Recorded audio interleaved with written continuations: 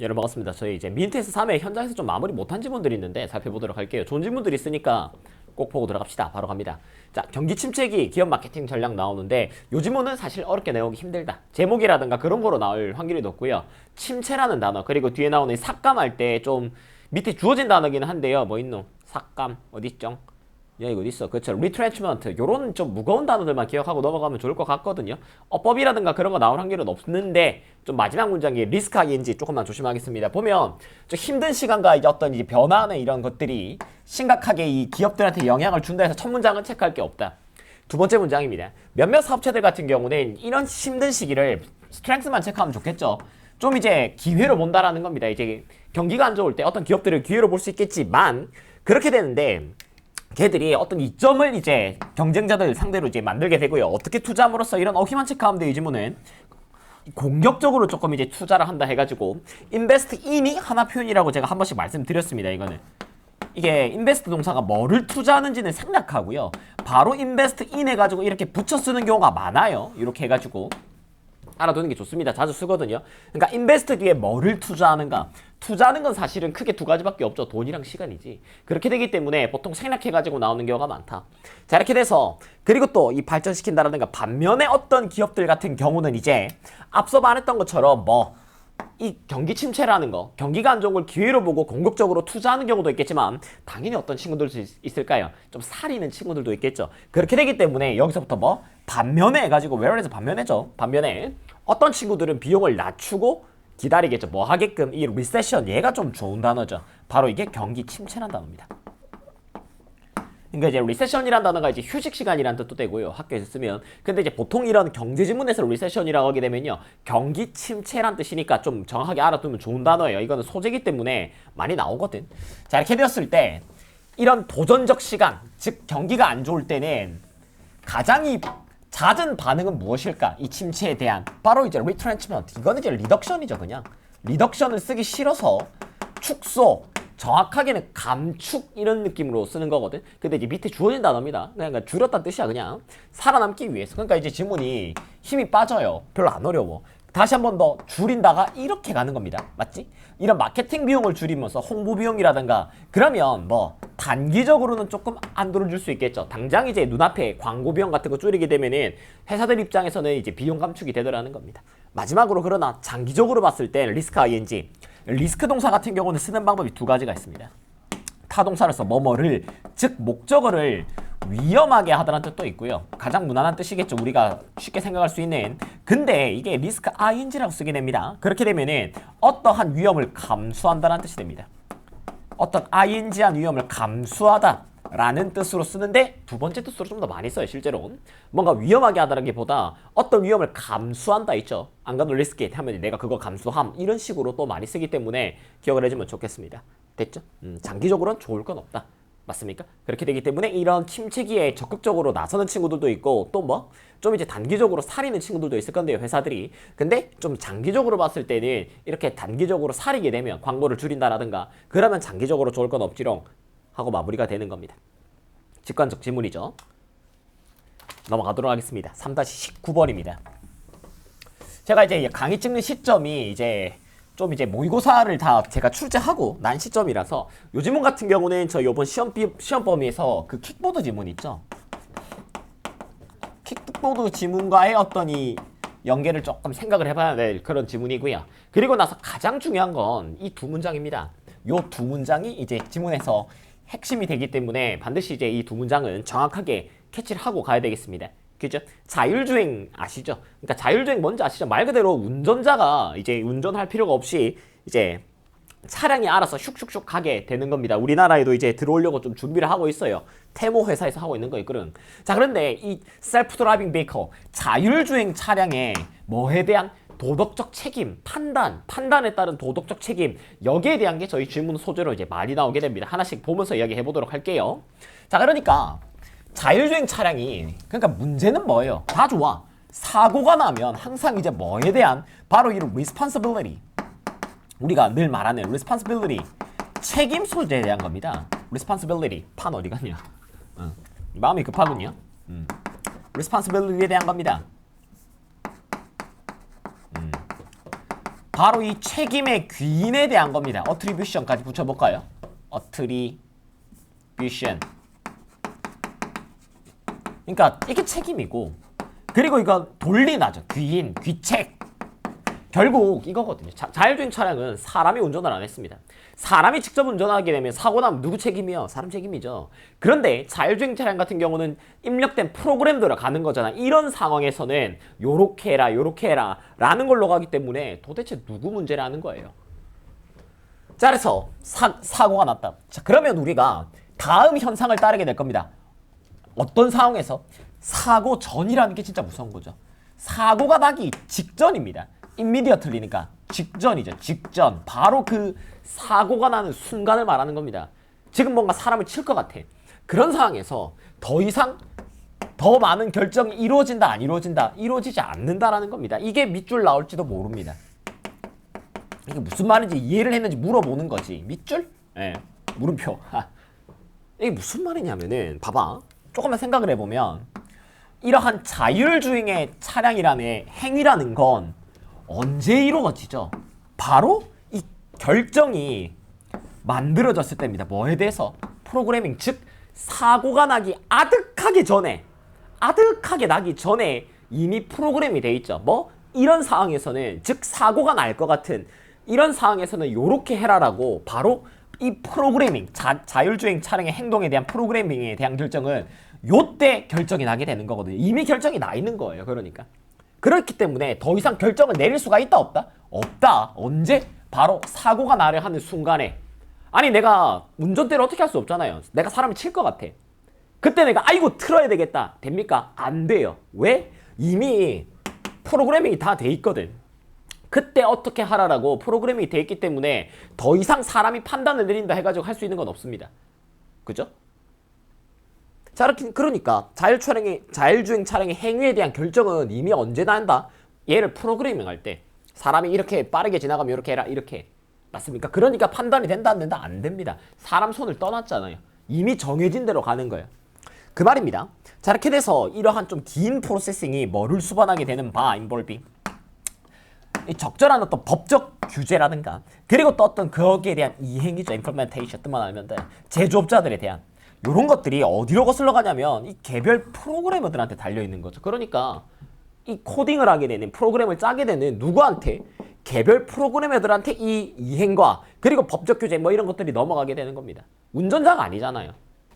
자, 그래서 지금 이제 여기가 중요하다 했습니다. 어떤 시도에 이제 더해서죠. 추가. 바로 이 프로그램 깨서 뭐 교통법규를 지켜야죠. 시도를 할 건데 프로그램이라는 단어가 PP로 주로 많이 쓰지만 지금처럼 능동으로 해서 목적어 투 부정사라 쓸 수 있습니다. 이렇게 되는 거거든. 독해할 때 참고하십시오. 그렇게 해가지고 비프로그램드 투 부정사 해가지고 수동태로도 많이 나와. 자, 이렇게 해서 머신이 뭐 하게끔 특정한 어떤 무슨 이론? 도덕 이론을 따르게 할 겁니다. 유명한 거 뭐 있어요, 여러분? 유명한 이런 도덕적 딜레마 뭐 있습니까? 기차, 선로에 한 명 지길래 5명 지길래 요거죠. 그런 것처럼 자율주행 차량 같은 경우도 운전자가 위험해지는 경우와 그리고 앞에 있는 보행자가 위험해졌을 때 누구를 보호하는 판단을 해야 될까요? 그런 도덕적 판단을 이야기하는 겁니다. 누구를 살릴 건데 도대체? 둘 중 하나는 죽어야 된다고 치면 만약에 바로 이때 어떤 것들이 있을 거냐면 바로 이게 중요하겠죠. 가능한 한 별표입니다. 인간의 판단을 최선을 다해서 가능한 한 최선으로 사람의 판단을 하려 하겠죠. 프로그래밍 자체를 만약 사람이 이런 상황에 처한다면 어떤 판단을 내릴 것인가 라는 걸 바탕으로 프로그래밍을 할 거라는 겁니다. 그런데 반전이 있죠. 아무리 사람이 내릴 것 같은 판단을 한다고 하더라도 그러나 바로 이 녀석은요. 뭐를 얻을 수 없다는 게 진짜 중요한 걸까요? 바로 도덕적 주체라는 사람과 같은 도덕적 주체라는 지위를 얻을 수 있다 없다? 없다라는 겁니다. 나시죠. 조심해야 돼. 그러니까 자, 이 두 문장이 중요하다 해서 바로 이 자율주행 차량 프로그래밍이 자율주행 차량의 이 프로그래밍이라는 건 프로그램의 목적은 뭐예요? 목적은 인간의 판단을 모방하겠다라는 겁니다. 인간의 판단 모방을 한다라는 겁니다. 그러나 이러한 인간의 판단을 모방하는 프로그래밍을 하더라도 바로 자율주행 차량은 뭐가 될 수 없다? 차량은 자율주행 차량은 바로 인간과 마찬가지 도덕적 주체가 될 수 없다. 도덕적 주체, 개체가 될 수 있다 없다? 없다라는 겁니다. 아무리 프로그램 해도 안 된다는 거야. 됐냐? 아무리 사람 따라서 한다 하더라도. 그래서 이 행위들은 낫입니다. 그죠? 계속 좀 부정어 조심해야 됩니다. 우리 작문 같은 경우는 많이 바꿔내니까. 어떤 행위로서 간주되지 않을 거냐면, 그죠? 진정한 의사결정의 결과로서 받아들이지 않기 때문인 거죠. 그 순간에 찰나의 사고가 나는 순간에 어떤 그 판단이 아니라 미리 정해졌잖아요. 요때 이렇게 해라고. 맞냐? 그때그때 판단이란 건 다른 거잖아요. 그래서 자율주행 차량이라는 건 단순히 뭐를 한다. 그쵸? 프로그램된 룰을 따르는 거지 소프트웨어상에 프로그램되어 있는 그 순간의 판단이라 볼 수 없다고요. 미리 그렇게 다 정해놨잖아. 이런 상황에서는 이렇게 해라. 맞습니까? 그렇게 되기 때문에 진정한 의사결정이라고 보지 않는 겁니다. 미리 정해둔 대로 다 되는 거니까. 그죠? 프리디터민드거든. 프리디터민드. 그래서 이것이야말로 진정 사실인 바 이러한 셀프-러닝 아티피셜 인텔리전스 자가학습하는 여기에도 사실이다라고 나오게 됩니다. 마지막에 좀 힘이 빠져요. 그래서 위에 두 문장이 중요한 거야. 사람이라는 건 트레이닝 이그젬플을 고르고 그리고 또 결정하죠. 무슨 각 사례의 정확한 답인가를 고르게 될 건데 그때 걔들이 결정하는 게 무엇을 배우고 그리고 또 충분히 배웠다를 결정하게 된다라는 겁니다. 마지막은 그냥 뭐 이런 자가학습 AI도 뭐 별반 차이 없다라는 이야기를 조금 하는 거죠. 그렇게 되기 때문에 뭐 이런 부분은 살려가지고 다시 한 번 더 삽입 같은 거 낼 수 있으니까 좀 조심을 해야 되겠습니다. 그렇게 돼서 결국 메인 메시지는 뭐다? 결국 이 자기 자율주행 차량이라는 건 자율주행 차량인 건 사람이 정해놓은 규칙, 즉 프로그래밍을 따르는 거지 우리 인간으로서 생각하는 도덕적 주체로서의 의사결정을 하는 거다 아니다? 하는 게 아니라는 겁니다. 왜? 미리 정해진 대로 정해진 규칙을 따를 뿐인 거지 그 순간에 사고의 순간 도덕적 결정을 내려야 되는 그 순간에 판단을 내린다고 볼 수 있다 없다? 판단을 내린다 볼 수 없다라고 보는 거니까 잘 생각해야 되겠습니다. 그렇죠? 그래서 킥보드 무슨 이야기였어요? 자유롭게 돌아다닐 수 있지만 넌 자유가 없다.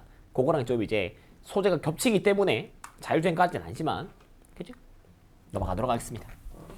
다문화주의와 이 사문화주의 개념 구분 나오는데 또 들어가지.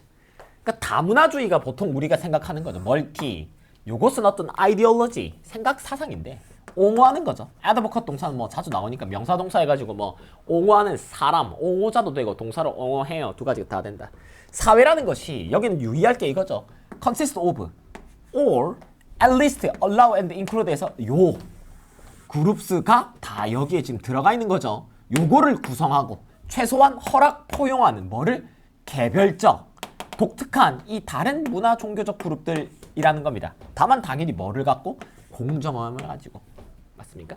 포용한다 이 말인 겁니다. embrace 생각나고요. 저는 나오긴 하지만 맞냐? 그리고 또 아우른다 좀 멋지게 해볼까요? encompass 요런 것들이 좀 멋진 단어들이죠. 이건 이제 embrace는 포용하고 받아들인다는 뜻이고 이 encompass 같은 경우는 정확하게 아우르다라는 뜻이기 때문에 지문에 어울리는 단어입니다. 자, 이때 몇몇 회사, 이제 몇몇 컨트리 국가들은요 어떤 공식적인 이런 멀티컬처럴리즘 폴리시가 있습니다. 다문화주의적 정책이 있습니다. 그렇죠? 대표적인 게 어디죠? 미국이지. 그리고 이게 목표가 되는 바 뭐를 보존하자? 문화적 정체성을 보존하자. 바로 이민자 그룹에 대놓고 미국이죠. 자, 이렇게 돼서 이러한 맥락에서 봤을 때 이런 다문화주의라는 건 역시나 어떤 사회를 옹호, 찬성할까요? 바로 이러한 앞서 나왔던 공정함이 익스텐드, 연장돼야 되겠죠. 바로 이런 문화, 종교적 그룹 뭐와? 그러니까 별표 치겠습니다. 이거 with, 명사, 그리고 ing죠. 1위가 아니다. 왜? 프리도미네이트는 보통 자동사기 때문이죠. 지배적이다. 뭐 이런 식으로 들어갈 때 맞습니까? 동의어 뭐 있죠? 프리베일링 해도 되는데 보통 이거는 이제 어울리진 않죠. 해도 되긴 해. 프리벌런트라고 해가지고 형용사로 쓰는 게 좀 더 좋아 보이긴 한데 맞습니까? 아니 왜 이렇게 눈을 찌르니 이거 머리가 아니 그래서 자 그래서 첫 세 문장은 다문화주의를 정의했습니다. 다문화주의를 정의했다.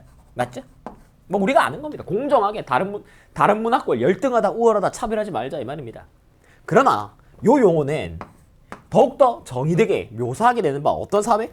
어법 나오는 거 아이가 설마 안 틀리겠죠. 이런 거 일이 나오면 틀리면 진짜 큰일 납니다. consist of 어렸을 때부터 주구장창 했어요. 사회인데 그쵸? 소수자 이민자들을 그리고 또 얘들이 또 자동사들 조심합시다. 좀 많이 나오죠, 자동사. 얘도 자동사. 바로 뭐 지배적이고 토착 문화 얘들을 하는 걸로 보통 묘사가 되게 되죠. 그러니까 이 소수자, 소수 이민자 문화를 구성하는 사회라고 보통 구성됩니다. 그러니까 이제 다문화주의라고 하게 되면은 여기 있는 짜잘한 소수 문화 있죠. 사실 이제 미국에서는 이런 우리 코리안, 에이지언 문화가 소수 마이너리티죠. 뭐 그런 것처럼 그런 것들을 묘사하게 되는데, 자 이때 이 멀티컬처럴리즘과 인터체인저블리 요게 좀 메인이 아닐까 싶습니다.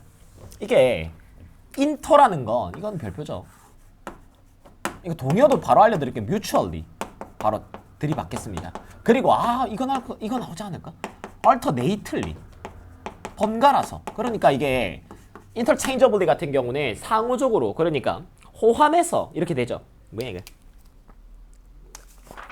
이게 의미가 어떻게 되겠습니까? 상호문화주의는 호환적으로, 상호 호환적이라는 건 서로 바꿀 수 있다는 거거든요. 서로 바꿔 쓸 수 있다고, 즉 사실은 동의어란 뜻입니다. 동의란 동의어임 이렇게 하는 게 맞아. 아니 얘랑 바꿔 쓸 수 있다고요. 이 단어랑 상호 호환적이라는 건 이거를 써도 되고 뭐 이거 대신에 뭐를 쓸 수 있다, 이거를 쓸 수 있단 말입니다. 그러니까 이 용어랑 이 용어는 어떠하다, 사실상 상호 호환적으로 쓴다라는 건 둘 다 동의어란 말입니다. 둘 다 같은 뜻이라니까. 이렇게 이해되겠습니까? 그렇게 돼서 interchangeably 뜻도 기억해 주시고, 그리고 또 동의어로서 상호적으로, 이거 대놓고 상호적으로죠. 그리고 alternately는 뭐야? 번갈아서 바꿔 쓸 수 있다 이 말인 거거든요. 동의어 꼭 좀 기억하겠습니다. 여기서 제일 중요한 단어예요, 지문에서. 제일 중요한 단어입니다, 이번 지문에서. 됐지? 자, 이렇게 되었을 때 어법도 조심해야 돼요. 이렇게 주어져 어떤 용어를 위치 의문사로 썼습니다. 그지? 요것이 어디에 달렸지롱? What language is spoken? 무슨 언어가 이제 쓰이는가에 따라 조금 달려있는데, 다문화주의를 쓸까? 상호문화주의를 쓸까? 이거는 쓰는 뭐에 따라 달렸다? 언어에 따라 달렸어. 용어. 됐냐? 용어에 따라 달렸으면 언어. 예를 들어보자. 영어를 하는 이 유럽 연구가들은요, 보통 무슨 용어를 쓸까요? 멀티를 좋아합니다. 근데 non-English 얘들은 뭐를 좋아하고? 인터를 좋아하고. 여기서부터는 이제 상호문화주의와 다문화주의 간의 어떤 차이점이 나오게 됩니다. 내용도 이 점은 조심해야 돼요. 이 두 가지, 이 상호문화주의와 다문화주의 두 가지 뭐 차이점이라든가 이런 것들 물어볼 수 있기 때문에 여기서부터는 내용 정리를 하겠습니다. 주장되는 바 이 멀티 요거는요, 뭐 사회 어떤 특성인데 whose, 좋죠. 이 지금 어법도 따박따박 다 표시하고 있습니다. 자동사를 위시해서 whose까지 요 멤버들께서 are from 다른 어떤 민족 종교그룹에서 왔다 생각하거든요. 근데 반면에 우리 인터 같은 경우는요, 뭐를 묘사하죠? 뭐 요런 측면을 조금 더 강조하더라는 겁니다. 그러니까 다문화주의는 좀 더 민족 종교 그룹에 조금 더 초점이 맞춰져 있고요. 상호문화 같은 경우는 좀 더 이제 교류라든가 협상 과정 이런 것들에 조금 초점이 맞춰져 있다라는 거죠. 뭐 이건 그렇다는 거야. 자, 이렇게 되었을 때 또 다른 관점은 무엇인가? 라고 나오니 상호니까요. 보통 몇 개를 생각할까? 상호라고 하게 되면, 인터라고 하게 되면 보통 둘을 생각하죠. 둘. 그러니까 both가 나옵니다. two. 문화적으로 다른 두 그룹이고요. 멀티컬처는 말 그대로 두 개로 되겠니? 보통 세 개 이상을 뜻하겠죠. 그러니까 more than 해가지고 세 개, 두 개 이상의 다른 그룹이라고 되게 됩니다. 그렇게 상호적이다, 두 개예요. 멀티, 여러 개다. 그러면 두 개 이상이겠군. 이렇게 생각한다 이 말인 거죠. 그러므로 요 용어는 이것도 또 자동사 이대하면 안 됩니다. 알죠? refer to A, B 쓰던가. 맞습니까? 그래서 자동사 참 많이 나오죠. 이 멀티컬처럴이란 용어 자체는 acceptable 한 바 언제? 바로 여러 문화를 지칭할 때가 되겠습니다. 가리킬 때. 그러니까 생각보다 그렇게 어려운 이야기를 하고 싶은 게 아니에요. 바로 다문화주의를 정의를 해줬고요. 그리고 이 다문화주의랑 비슷한 개념으로 쓰이게 되는 상호문화주의에 대해 이야기가 나왔고, 그리고 이 다문화주의, 그리고 상호문화주의가 각각 어디에 조금 더 초점이 맞춰져 있고 다른 점은 무엇인가 나왔거든요. 마지막 절반은 요 두 가지의 사실상 차이점에 대해서, 공통점보다는 차이점에 대해서 좀 설명이 되었기 때문에 그 부분 유의하시고요. 그리고 또 이제 자동사 ing 표현 나온 것들 좀 많았거든요. 그 부분 잘 체크하는 거, 그게 중요하겠다 이 말이야. 남생. 그레이트. 넘어가도록 하겠습니다. 과학의 본질에 대한 역사적 성찰인데요. 요거는 빡세죠. 빡세다는 게 그냥 멍 때리고 읽으면 이거 뭐지? 라고 될 수 있기 때문에 하나씩 이야기를 할 거고요. 생각보다 어법 낼 자리가 있어. 이 소수용 냈던 것 같기도 하고 아닌가? 자, 이렇게 해서 메인 타이틀을 적겠습니다. 까불지 말고. 예. 과학은 적어왔지롱. 과학은 그러니까 단일 개념이 아니다. 첫 번째. 이건 처음에 이야기가 나올 겁니다. 근데 이 지문은 밑에 역사 이야기 나오면 이 이야기가 왜 나왔는지 조금 파악이 안 돼서 여러분들께서 아리송할 수 있거든요. 그렇게 돼서 그리고 첫 번째, 과학은 단일 개념도 아니고요. 그리고 과거에 대한 어떤 과학적 우월성을 가져선 된다 안 된다? 우월성을 가져선 안 된다라는 겁니다. 이게 무슨 말이냐면 뒤에서 나오겠지만은 지금 우리 과학이 발전했죠. 그렇게 됐을 때 과거의 과학은 사실 지금 시점에서 조잡하죠. 그게 과학이에요. 이렇게 하면 안 된다고요. 즉 뭐를 따지자 역사적 맥락을 이해해야 된다라는 겁니다. 그래서 역사적 성찰이 나오는 거예요. 제목 타이틀에. 됐니? 그리고 이 과학적 과학 이게 좀 체크를 합시다. 척척 과학 이해를 위해서는 뭐가 필요하다. 과학 이해를 위해서는 야씨 제대로 안 적어놨노. 과학을 맥락을 폭넓게 이해하자라는 겁니다. 폭 넓게 이해하자 라는 이야기를 하게 되는 겁니다. 과거에 원시적이다 이렇게 해가지고 과거의 어떤 과학을 폄하하고 깎아내릴 게 아니라 과학이라는 건 이런 폭넓은 일종의 스펙트럼 연속체 컨티뉴엄의 개념이기 때문에 그렇게 보자라는 이야기라는 게 지문입니다. 바로 가볼까요? 처음에는 과학이라는 건 뭐 단일 개념이 아니다라는 말로 역시나 시작하게 될 겁니다. 여기서 유의하게 될 거는 여기 어법도 이 지금 어법도 좀 조심해야 되거든. 자 그래서 주어입니다. 동명사. 과학의 어떤 역사를 바라볼 겁니다. 과거 그리고 현재 역사를 볼 건데요. 그거를 나타내는 건 바로 이 질문에 대한 답 그리고 이게 조심해. 이 질문의 내용이 이 질문이 이거예요. 이 What is this thing called science 이게 질문이란 말이야. 뭐가 없지만 물음표가 없지만 그래서 what입니다. 위치가 아니라 알았지? 위치 아니에요. 나 분명 말했어. 이거 위치 아니야. 위치할 필요 없어요. 위치할 필요가 없단다. 왜? 이거는 요 퀘션 그 질문이 뭔지에 대한 동격이란 말이에요. 그 질문이 뭔데? 바로 과학이라 불리는 이것은 무엇인가 라는 겁니다. 그 과학이라 불리는 게 뭔데? 라는 이 질문은 바로 is that 이 answer 주어에 대한 동사죠. No single thing 과학이라 불리는 뭐는 없다 그쵸? 단일한 과학이라 불리는 거 단독적인 건 있다 없다? 없다. 과학 이게 아니라는 겁니다. 과학이라는 건 뭐가 아니라 unify 통일화되고 뭔가 지속적 그런 믿음의 어떤 바디가 아니다. 바디는 여기서 뭐라 해놨죠? 집합체 이렇게 해야죠. 좋아요. 단일한 개념이 아니라고요. neither 귀엽죠? 부정어 뭐치? 이건 너무 짧아. 그것은 아까 이야기했지만 하나의 과학적 방법으로 포착될 수가 있다 없다? 없다. 자 이렇게 해서 만약 우리가 과학이 뭔가라는 정의적을 부분을 원한다면 즉 다른 방식들이죠. 어떤 지식이 has been produced입니다. 이 지금 생각보다 어법 나올 수 있다 했어. 만들어질 수 있는 건요. 과거, 현재 그리고 과거. 그리고 또 어떻게 이 다른 민족과 문화들이 come to hold 어떤 믿음을 가지게 있는가. come to 부정사죠. 믿음인데요. 그리고 또 여기서 유의할 것 that 이 belief란 단어가 동격을 많이 쓰지만 여기 목적어 빠졌지롱이 되는 겁니다. 됐죠? 여기까지 괜찮니? 그 다음에 야 진짜 오랜만에 뭐가 나왔죠? 정말 오랜만에 have no choice but to 부정사라는 have no choice but to 부정사를 강조했습니다. 이거 to 부정사다. 수거가 어떻게 되죠? have no choice but to 부정사 하면은 뭐뭐 할 수밖에 없다. 어쩔 수 없다. 이 말 이 수거였었죠. 기억나니? 뭐 할 수밖에 없어요. 라는 수거였습니다. 우리는 뭐 할 수밖에 없다. 역사를 볼 수밖에 없다. 우리가 과학이 뭔지 이해를 하려면 뭐 할 수밖에 없다. 우리는 역사를 볼 수밖에 없다라는 겁니다. 과학이 뭔데? 라는 정의를 하고 싶고 과학의 개념을 이해하고 싶으면 우리는 역사를 봐야 돼요. 과거부터 거슬러 올라가야 된다니까. 지금의 이 과학 이게 아니라. 이해됩니까? 그래서 역사를 보는 겁니다. 그리고 그 역사가 과학이 뭔가를 이해하는 지식이 얻어진 방법, 현재와 과거. 그리고 또 어떻게 사람들이 이 믿음을 갖게 됐는가. 지금 자연세상에 대한 지식. 우리는 역사를 바라봐야 되겠다. 자, 그래서 역사를 볼 건데 치사하게 보면 안 된다 이 말이야. 치사하게 어떻게 해요? 우리가 잘났지롱 이렇게 보면 안 된다고 지금. 이게 성공적으로 되려면 그죠? 이게 서술형 안 나오니까 이 민테스트 3에는 서술형 안 나온다고 학교에서 말해줬죠. 아리가또 감사합니다. 그렇게 되었을 때 이 우월감이라는 condescension이란 뜻이거든요. 현대적 어떤 우월감 밑에 준 단어입니다. 우월감. 사실 동요가 있죠. superiority. 우월감. 어떤 현대적 우월감을 뭐 해야겠다? 극복하자. 라는 겁니다. 뭐에 대한? 과거에 대한. 그리고 이 과거는요. 그리고 that은요. 여기서 that은 만연했던 이렇게 됩니다. 이 that은 선행사가 이 우월감이 돼야 됩니다. 해석상. prevalent 나오죠. 아까 우리 predominate 때 이야기했었죠. 만연한 널리 퍼진. 우리 과학 역사에서 널리 퍼져 있는 이러한 우월감. 맞죠? 시작할 때 말했었던 과거의 과학, 그게 과학이면 이거 있잖아요. 원신놈들. 이런 우월적인 사고를 극복해야 된다라는 겁니다. 왜냐면 현재 지식의 관점에서 봤을 때 대부분의 과거 사람들이 자기들이 안다고 했던 것은 그쵸? 맞아요. 잘못됐죠. 전부 박살났습니다.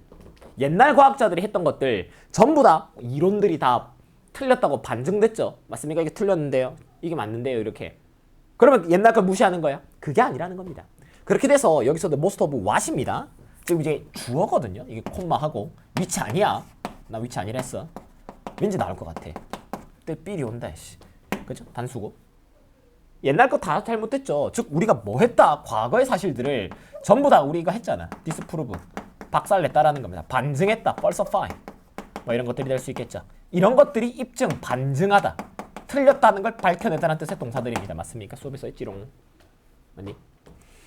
그래서 it is worse ing 조심하시고. worse ing that 돼가지고 이건 제끼고 remember의 목적으로 대절 나온 거죠. 뭐 하는 게 대리아를 기억하는 게 가치가 있다 없다? 가치가 있는 겁니다. 뭐를 기억해야 될까? 똑같은 이런 비관적 귀납법. 물론 이제 우리가 저번에 마지막 강의 때 귀납에 대해서 이제 거품 물고 이야기를 했지만은 여기서 이게 무슨 말인지 비관적입니다. 낙관적인 게 아니라 똑같은 비관적 귀납이 맞습니까? 귀납에 의해서 이게 주어가 아니네. 뭐야 이거 바이러스에 못 봤네. 귀납에 의해서 뭐 대부분의 또 우리가 지금 알고 있다 생각하는 것도 결국에는 어떻게 될 거기 때문인 거죠. 그렇죠? 겸손해야 돼. 나중에 되면은 잘못된 걸로 판명될 거 아니야. 이게 중요하죠. 그러니까 까불면 안 돼. 지금 우리가 과학이 잘 돼 있다고 이제 막 과거를 무시한다 하더라도 언제 미래가 되게 되면은 그러니까 비관적 귀납이 뭐예요? 우리가 과거의 것들이 비관적이죠. 그러니까 귀납이라는 건 이제 사례에서 배운 거잖아.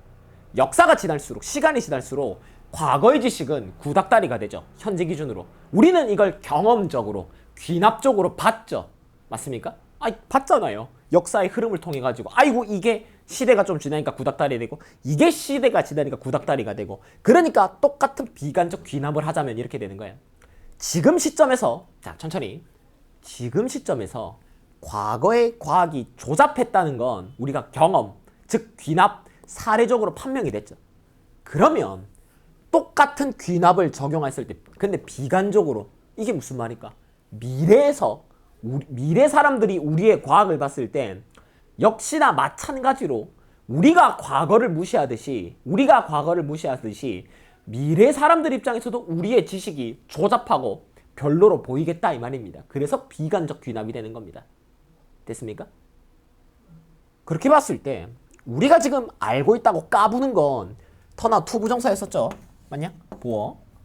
결국 미래 기준으로는 잘못될 거거든요. 그러니까 깝치면 안 돼. 어? 맞죠? 귀납적으로 봤을 때, 경험, 사례로 봤을 때 계속해서 과학은 발전하는 거잖아요. 과학의 역사라는 건 뭐의 게임이 아니다. 그래서 바로 승자 패자, 과거의 승자 패자를 상 주는 게 아니다라는 겁니다. 그럼 간단하게 이거 밑줄 쳐도 되겠죠. 맞습니까? 이렇게 해서 물어보는 것도 나쁘지 않아 보입니다. 그렇게 출제 많이 하시니까요. 안 그래? 그죠? 지문의 주제를 말하는 거거든요. 과학이래.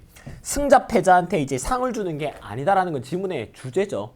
바로 이 과거.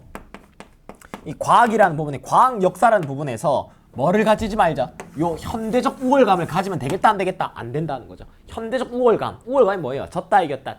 이게 아니라 그걸 가지면 안 된다는 거죠. 맞습니까? 졌다 이겼다가 뭐예요? 우월감을 말하는 거죠. 그렇게 되기 때문에 마지막 구절 같은 경우는 뭐 과거의 과학에 대해서 우월감, 현재의 과학을 가지고 우월감 가지면 된다 안 된다? 안 된다. 왜? 과거의 과학으로부터 우리가 이렇게 이어져 온 거기 때문인 겁니다. 맞죠? 그런 이야기였습니다. 그래서 생각보다 지문이 이 단문이고 조금 짧아 보이지만 쉽지 않다 이 말이에요. 그래서 좀 시간 할애를 해봤습니다. 넘어가 보도록 하겠습니다. 22번입니다. 이 저작권 관련된 지문인데요. 요거 같은 경우도 좀 메시지가 뚜렷하죠. 메시지가 뚜렷합니다. 바로 지문에서 나오는 요 탱저블 실체가 있어야 된다. 그러니까 수능식으로 하면 이번에 나왔죠. 인바디먼트라고 나왔죠. 인바디먼트 이거 명사긴 한데 구현, 실현이죠. 이번 수능에 나왔거든. 그죠? 인바디가 무슨 뜻입니까? 인바디 구현하다는 뜻이다. 뭔가를 물질의 형태로 특히나 이렇게 알아두도록 하겠습니다. 결국 하고 싶은 말은요. 창작물은 물리적 실체가 있어야 된다는 거예요. 그러니까 뭔가 대신에 그 물리적 실체가요. 눈에 비는 게 아니라 뭔가 물리적 뭐를 통해서 표현의 매개를 통해서 뭐가 필요하다. 결국 기록이 되어야 뭐로서 저작권으로서 보호를 받을 수 있다라는 겁니다. 저작권 보호를. 왜? 기록으로서 창작물로 남아야지. 내가 했음 이렇게. 일단 보도록 하겠습니다. 일반적으로 eligible 자격 있는 이란 뜻이요. 그게 이제 밑에 qualify 해가지고도 나올 건데 저희는 이제 동의어로 뭐 entitled 이런 것도 있죠. 자격이 있어요. entitled. eligible도 좋은 단어입니다. 맞습니까? 무슨 자격이 있다? 저작권 보호에 대한 자격이 주어지는 경우는 독창적이어야 되겠다. 즉 그것이 어떤 메이커, 마커, 표시가 있어야 되겠죠. 의사결정, 창의적 의사결정에 대한 맞나? 누가 했어요? 이런 카피라이트 표시가 있어야 되겠죠. 뭔가 날것에 좀 흔한 거, 알파벳 리스트 이런 것들은 그죠? 뭐가 될 수 없다. 저작권 보호 자격이 있다 없다? 없죠. 전부 다 갖고 있는데 뭔 저작권이야? 그런데 노래 멜로디인데 이게 알파벳 리스트를 쓴 가사의 형태로서 는 would be eligible 받는 거죠. would be 자격이 있다라는 겁니다. 왜죠? 작품이라는 거, 어떤 작업 작품이라는 건 어디에 고정돼 있어야 된다. 바로 실제하는 표현의 매개에 고정돼 있어야 된다고. 이 미국 카피라이트 법을 뭐 하자면 인용하자면 quote 인용하다죠. 그리고 또 qualify for은요. 이렇게 해서 뭐 자격이 있다 해가지고 자동사 표현으로 많이 씁니다. 원래 qualify for이 하나 표현이거든요. 바로 저작권 보호에 자격이 주어진다. 이 자동사입니다. qualify for. 선생님 그럼 수동은 안 되나요? 돼요. be qualified for 해도 돼. 이런. 뭐 되는데 어떻게 해? 맞죠? be qualified for 도 가능합니다. 본 적 있으면 당연한 거야. 그냥 자동사도 돼. 조심하죠. 자 그때 이게 뜻하는 건 이 fast stand up in public 이 공공에서 일어서서 speak a poem 시를 낭송하는 겁니다. 허공에 대고. 그러면 이거는 누릴 수가 없다. 허공에다가 삽질하면 저작권 보호가 없습니다. 그러나 내가 그쵸 나오잖아. 기록을 하면은 맞죠? 그리고 타이핑을 치잖아. 그러면 이거는 뭐 보호를 받을 수 있죠. 실체가 생겼잖아. 그렇게 돼서 내 컴퓨터 하드 드라이브는 tangible medium of expression 바로 이 표현에 실제하는 매개가 되게 되는 겁니다. 그거 딱 저장을 해야 돼. 그렇기 때문에 소알 필름 필름도 마찬가지다. 이런 것들도 마찬가지다라는 겁니다. 이거는 요거 받는 겁니다. 됐죠? 그러니까 두 하면 안 된다고. 간단하죠. 이런 것들이 이제 요양반 깨서 사용한 요거를 만들기 위해서 이렇게 되겠네요. 뭐 별거 없죠? 넘어가도록 하겠습니다. 23번입니다. 야, 이 질문 재밌죠? 개인적으로 굉장히 재밌게 읽은 질문인데 미리 이야기를 해봅시다. 결국 마인드 리딩에 대한 건데요. 예. 그러니까 표정을 자연스럽게 짓는 것과 짓는 것은 맞죠?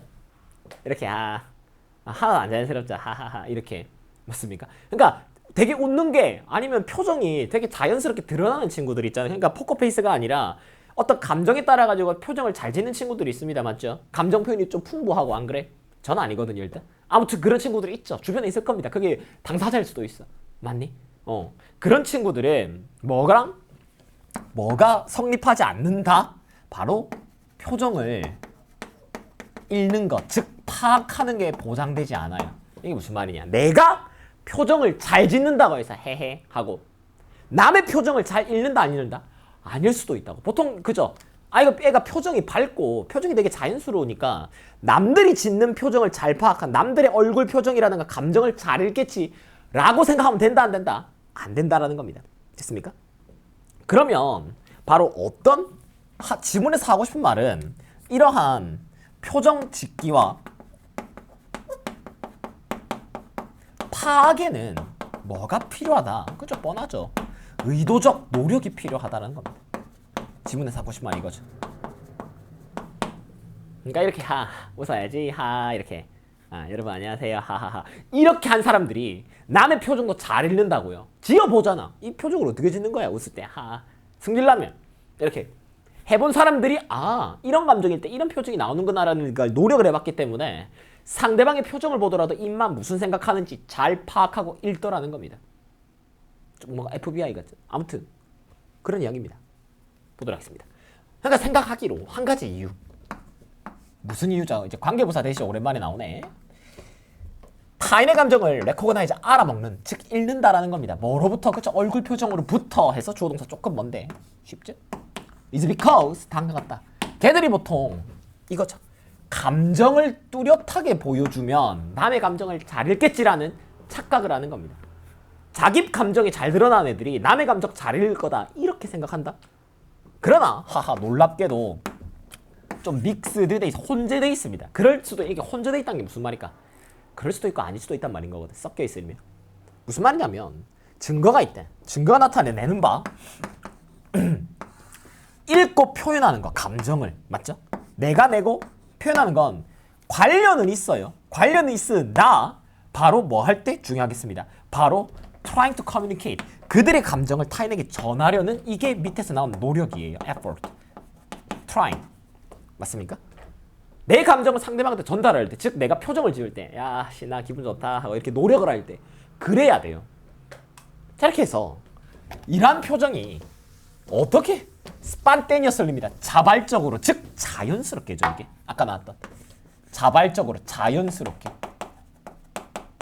아까 얘기했었던 그냥 막 하하하 하고 이제 잘 웃는 하하고 이게 자연스럽게 되는 애들이 있단 말이야. 부럽죠. 기쁨의 표현입니다. 뭔가 진짜 갑자기 뭔가 일어났을 때 그때 바로 뭐 할 수 있다라는 이 타인의 표정을 읽고 이렇게 자신의 것을 드러낸다라는 것은 관련이 있다 없다?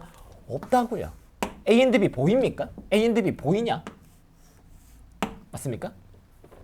내가 상대의 감정을 읽었죠. 맞나?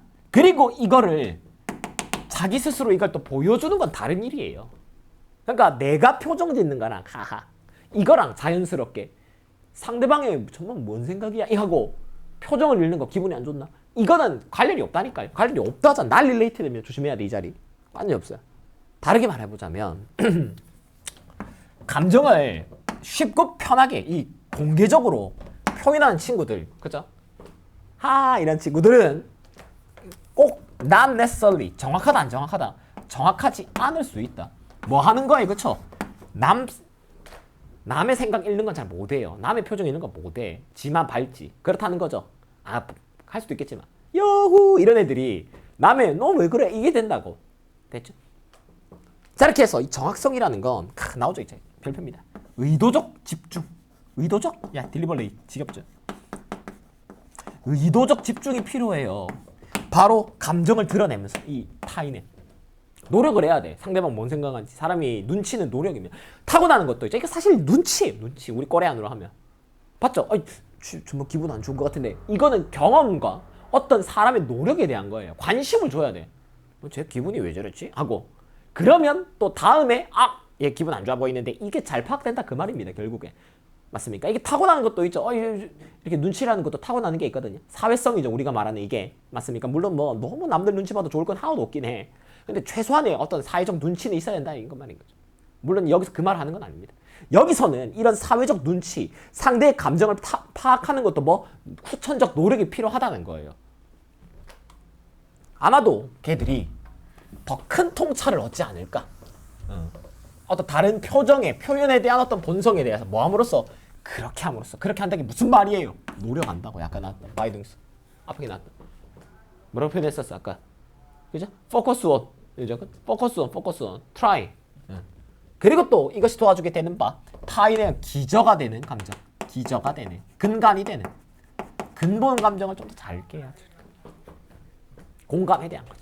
공감하려면 노력해야 돼요, 진짜로. 맞습니까? 우리가 EQ라고 하죠. 감성지수. 그것도 지능입니다, 여러분. 알았지? 감성지수 그것도 지능이에요. 지능, 진짜로. 공감해주는 것도 지능입니다. 물론 무조건 공감해주라는 거 아니에요. 맞죠? 마지막입니다, 이제. 드디어, 야씨. 과학 지문인데요. 포유류의 체중과 대사율 관계. 이거는 나오죠. 결국 이게 나올 겁니다. 이게 나와야 돼요. 프로포셔널. 뭔 뜻이죠? 비례하는 이죠. 뭔가 비례한다. 여기서는 바로 이 몸의 덩치, 등치, 덩치와 뭐 간의 관계, 바로 신진 대사율에 대한 관계가 나올 거거든요. 맞냐? 그렇게 됐을 때 인버스도 알아야 돼. 반대의 역의, 인버스리 반대의 이런 뜻이요. 그러면 인버스리 프로포셔널 하면 반비례하는이 되거든요. 알았죠? 따로 알려드렸지만은 두 개 다 알아둬야 됩니다. 됐냐?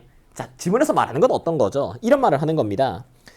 쥐들이 수명이 어떻게 되죠? 1, 2년밖에 안 돼요. 실제로. 오래 못 살죠. 쬐깐한 쥐들이 1, 2년밖에 안 돼요.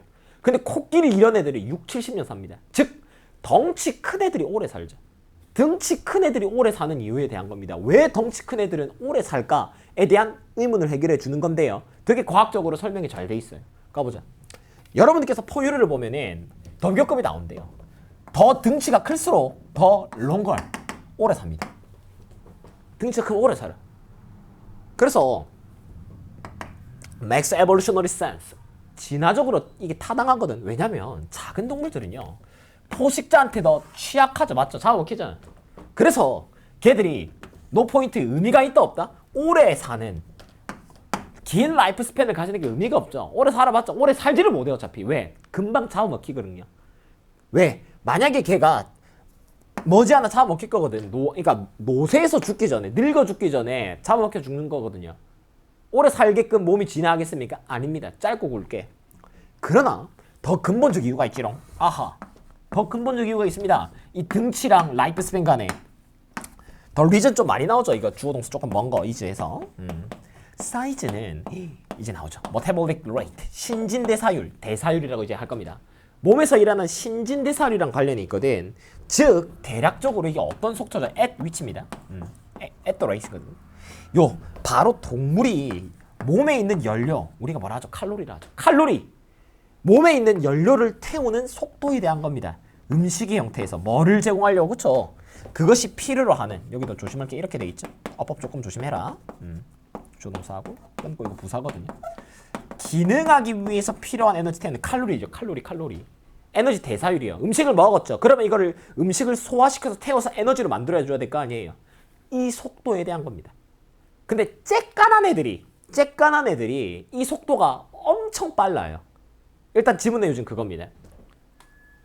쬐깐한 애들은요 표면이 큽니다. 뭐에 비해서? 그들의 사이즈에 비해서. 이게 볼 전체가, 이건 참고만 하십시오. 안 물어볼 거야 아마. 뭐뭐 치고는 이런 뜻이 있어. 그럼 등치 치고 표면적이 넓죠.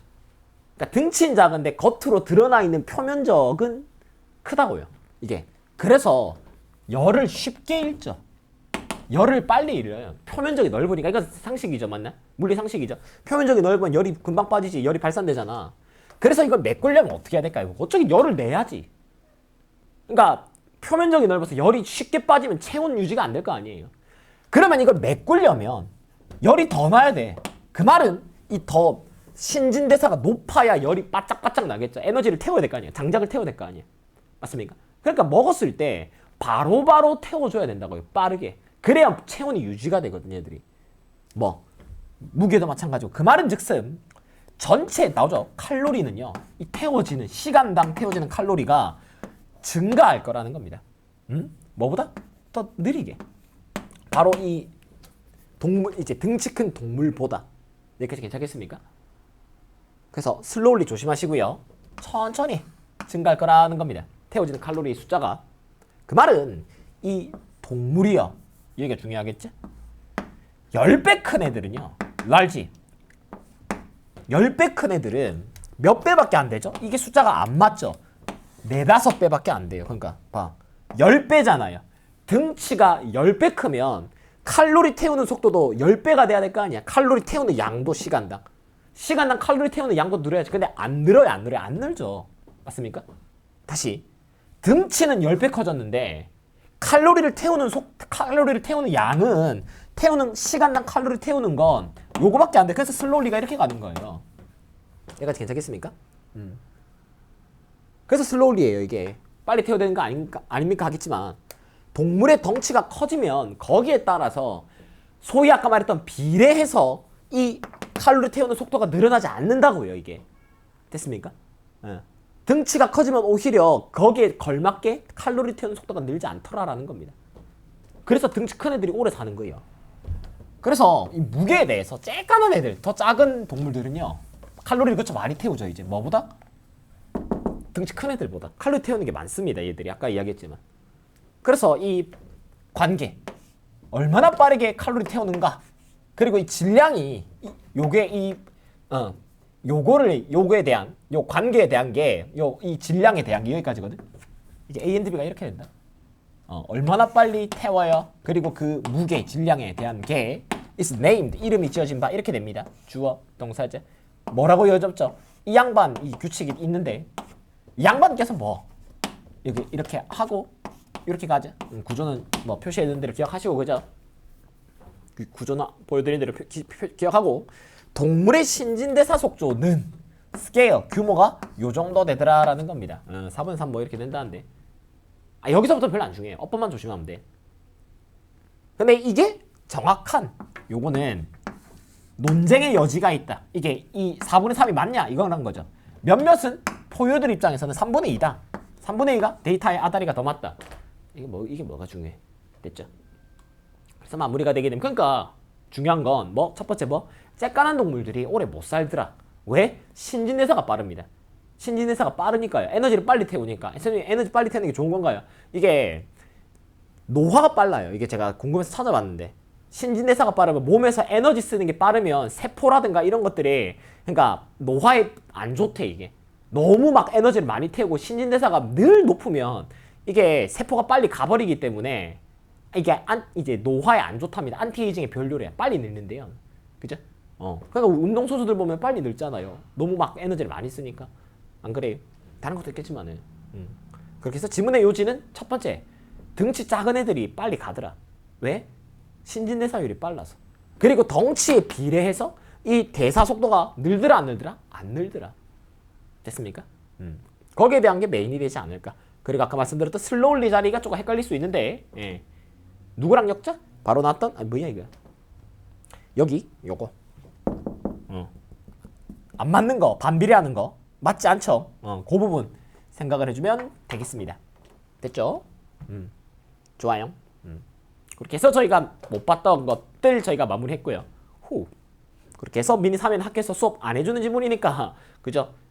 제가 말씀드렸던 것들 챙겨가지고 여러분들도 이제 공부하고 들어가면 좋겠습니다. 그렇게 해서 잘 마무리하죠.